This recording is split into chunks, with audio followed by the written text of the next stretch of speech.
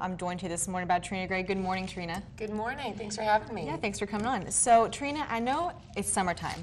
The weather is warming up. People are ready to get outside, get active. So, what are some tips and pitfalls people should look out for? Well, you hit the first one on the head. It's finally getting warmer out, and people feel that just being outside is being healthy. So tip number one of my do's and don'ts, don't fool yourself. Don't fool yourself into thinking that just being outside, down at the lake, at camp, is actually getting you healthy. You have to do something outside. You have to be physically active outside to actually benefit from the warmer weather. So enjoy the good weather for your mental health, enjoy it for what you can do, but simply being outside doesn't make you physically healthier or physically fit.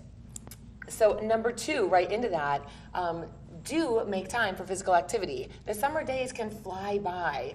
You are out with friends, your kids are home from school, there's things to do in the community, but you have to actually schedule time to be fit in your schedule. If not, you'll run another errand, you'll do some laundry, you might flip on the television.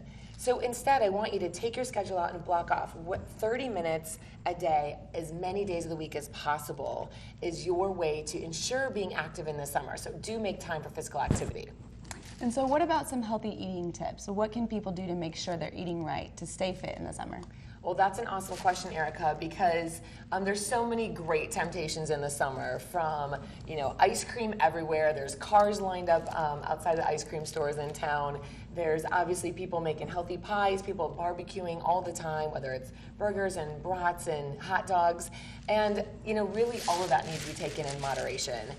Ice cream isn't a daily treat. So remember, viewers, my rule of thumb that I've shared in the past is eating 100% healthy 80% of the time will keep you in check in the summer and not let you downward spiral with too much ice cream or too many Slurpees will take you in the wrong direction. So if you don't want to indulge in summer sweets is tip number 3. Tip number 4, ladies, is to get out and try new things. The other weekend I took my kids and my husband and I just went down to the Bayview Band Shell where you mentioned earlier. And we just went and played some basketball as a family. There's tennis courts right down there. There's tennis courts at the local schools. At the Bay Athletic Club, we're offering intro lessons for people to get out and try stand-up paddleboarding. We can help people do their first 5K of the summer. So lots of ways for people to try new things. And lastly, number 5 is don't let your health take a back seat this summer.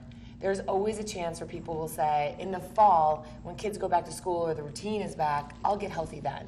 Make sure that you're taking advantage of this summer and each of the months that we have here to get healthy. So a couple of my simple tips that we've shared before: drink less pop and soda, drink more water. It's such a simple thing, right? Eat healthier. There's great fruits and vegetables down at the farmer's market. Eat less fried food, and be conscious of your health this summer.